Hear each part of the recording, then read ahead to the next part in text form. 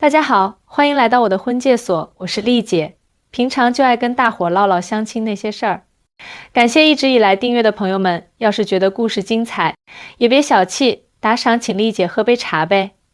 今天咱们就来聊聊在我这儿几乎天天能碰到的事儿。婚恋市场上那些30岁往上的姐姐们，她们的择偶高标准，你们是不知道。现在这婚恋市场的压力，那可真是大得离谱。尤其是像深圳这种大城市，找对象就跟打仗似的，竞争激烈得很。今儿我要讲的这个真实故事，绝对能让你们惊掉下巴。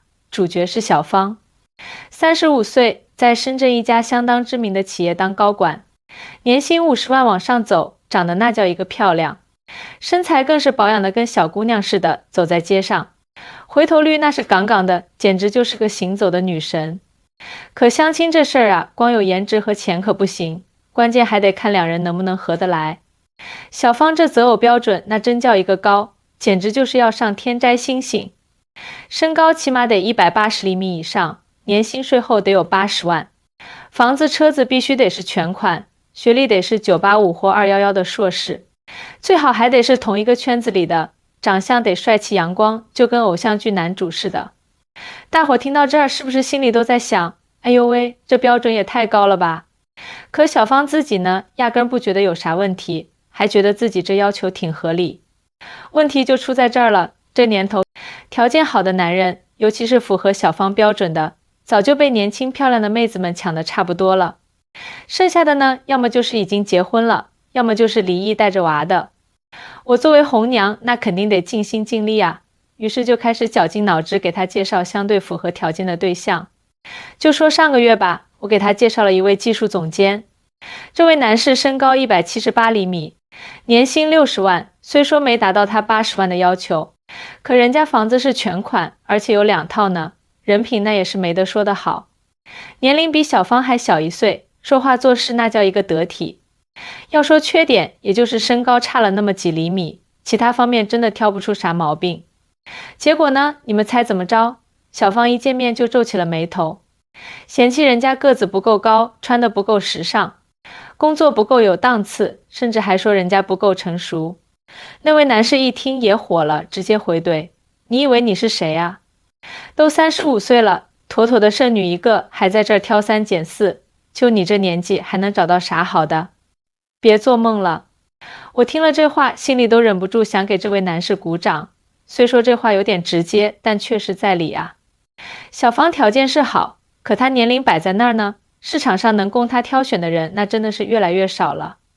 说实话，现在这婚恋市场对大龄女性来说，压力大的就像一座山压在身上。像小芳这种年纪的，如果还死死坚持那些高得离谱的要求，能不能找到合适的人，真得打个大大的问号。为啥这么说呢？首先，那些条件特别好的男士，大多更倾向于找年轻姑娘，这是个没办法改变的现实。你想啊，哪个男人不喜欢青春靓丽的？其次，同龄的优秀男士，要么早就结婚了，要么就是离异带娃的。这时候问题就来了，如果您是一位35岁的女性，愿不愿意考虑已经带孩子的男性呢？我跟不少客户都说过，姐妹们，要不考虑考虑那些带孩子的男士呢？要是不想一直孤单下去，不妨看看这些经历过婚姻的男士。他们虽然有孩子，但至少懂得啥叫责任感，而且他们的择偶要求相对来说也宽松一些。当然啦，不是每个人都能接受带娃的男士，这我也理解。但要是能放低一点标准，看看那些人品好、有经济基础的离异男士，说不定就能收获一段幸福的婚姻呢。小芳后来跟我说，她有点后悔了，觉得自己是不是太挑剔了。我就说，早干嘛去了呀？这些年我给她介绍的男士，哪个条件差了？可她就是一味的挑剔，白白错失了无数次机会。最近我又给小芳介绍了几个带孩子的离异男士，刚开始她那一脸拒绝的表情，嘴里还嘟囔着自己不想做后妈，觉得给孩子当妈难度太大了。但随着年龄一天天增长，她也慢慢意识到自己不再是那个能随便挑挑拣拣的年轻女孩了，选择越来越少，机会更是少得可怜。后来她才明白，在这个年龄段能找到一位对自己真心好，能一起踏踏实实过日子的男人，可比一开始想象的重要得多。所以啊，姐妹们，我真心要提醒你们，特别是那些33岁以上的单身女性，趁着现在还有机会，赶紧调整调整心态，适当做出一些妥协。别等到最后选择的余地越来越小，才后悔没有早点调整标准。为啥呢？因为这婚恋市场可不是您一厢情愿就能得偿所愿的。尤其是大龄女性，想要找到一个合适的对象，那真的是要面对太多太多的挑战。可别再像小芳一样，把自己宝贵的青春浪费在那些不切实际的期待上了。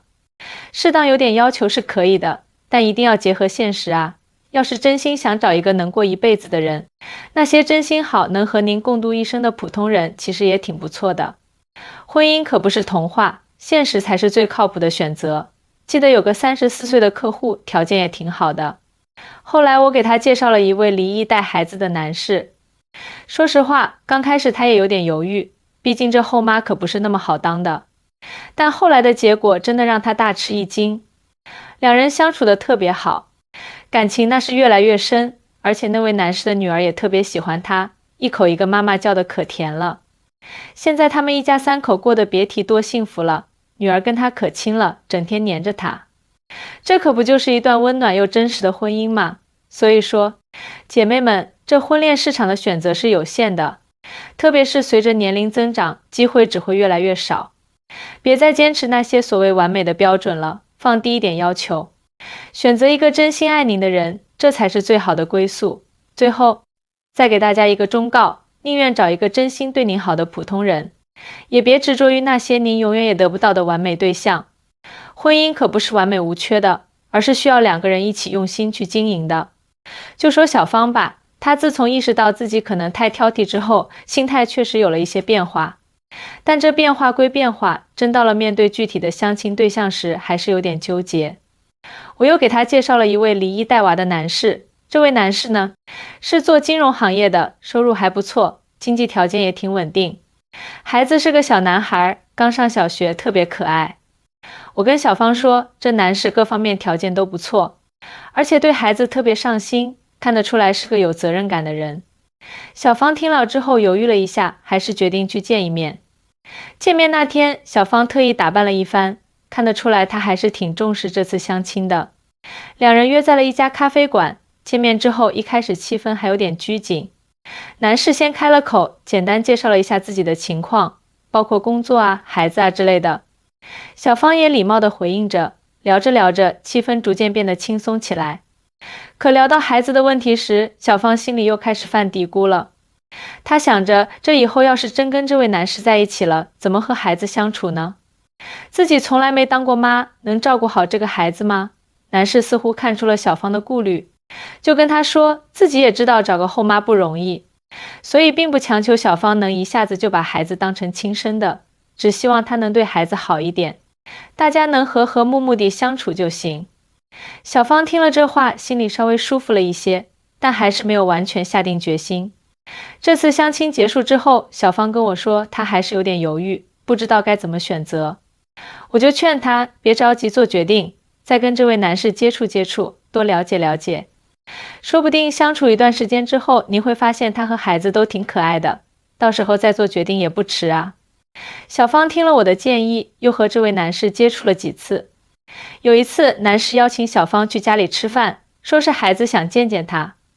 小芳去了之后，发现男士把家里收拾得干干净净，孩子也特别有礼貌，见到小芳就甜甜地叫了声阿姨。吃饭的时候，孩子还主动给小芳夹菜，说希望小芳能经常来家里玩。这一下子小芳心里就有点感动了。从那之后，小芳和这位男士的关系越来越好，她也慢慢习惯了和孩子相处。有一天，小芳跟我说，她觉得自己好像有点喜欢上这位男士和他的孩子了。我听了特别高兴，就跟她说，那就好好把握机会啊，别再错过了。可就在这个时候，又出了点小插曲。小芳的一个朋友知道了她在和一个离异带娃的男士交往，就跟她说，你条件这么好，干嘛要找个带孩子的呀？以后肯定会有很多麻烦的。小芳听了朋友的话，心里又开始动摇了。她跑来问我该怎么办，我就跟她说，小芳啊，别人的话只能参考，关键还得看您自己的感受。您和这位男士接触了这么久，他是什么样的人，您心里最清楚。孩子也挺喜欢你的，这多难得呀！婚姻是您自己的，日子也是您自己过，只要您觉得和他在一起开心，能过得幸福，那就别管别人怎么说。小芳听了我的话，想了很久，最后她终于下定决心，要和这位男士好好发展下去。现在他们俩的感情越来越好，孩子也把小芳当成了亲妈一样，一家人过得特别幸福。通过小芳的这个事儿啊，我就想跟姐妹们说，在婚恋市场上一定要清楚自己想要什么。有时候一些外在的标准可能会限制我们的选择，但如果能打开心扉，去接受一些不一样的可能性，说不定就能收获意想不到的幸福。再说说另外一个事儿，有个36岁的女孩叫小敏，她的情况和小芳有点类似，也是条件不错，在一家公司做中层管理，收入也挺可观。她的择偶标准虽然没有小芳那么夸张，但也不低。她希望男方有稳定的工作，收入和她差不多，有自己的房子，性格要温柔体贴。我给她介绍了好几个对象，不是她看不上人家，就是人家看不上她。有一次我给她介绍了一位在国企工作的男士，各方面条件都挺符合小敏的要求。两人见面之后聊得还挺开心的。可过了几天，小敏跟我说，她觉得两人之间好像差点感觉。我就问她，啥叫差点感觉呀？小敏说，就是觉得聊天的时候虽然都客客气气的，但总觉得少了点那种心动的感觉。我就跟她说，小敏啊，咱们都这个年纪了，不能再像小姑娘一样追求那种一见钟情的感觉了。感情是可以慢慢培养的，两个人在一起，三观合，能互相理解，互相支持，这才是最重要的。小敏听了我的话，觉得有点道理，就又和这位男士接触了一段时间。慢慢的，她发现这位男士虽然不会说什么甜言蜜语，但总是在一些小细节上关心她。比如知道她喜欢喝咖啡，每次见面都会给她带一杯她最喜欢的口味。她加班的时候，男士会贴心的给她点外卖。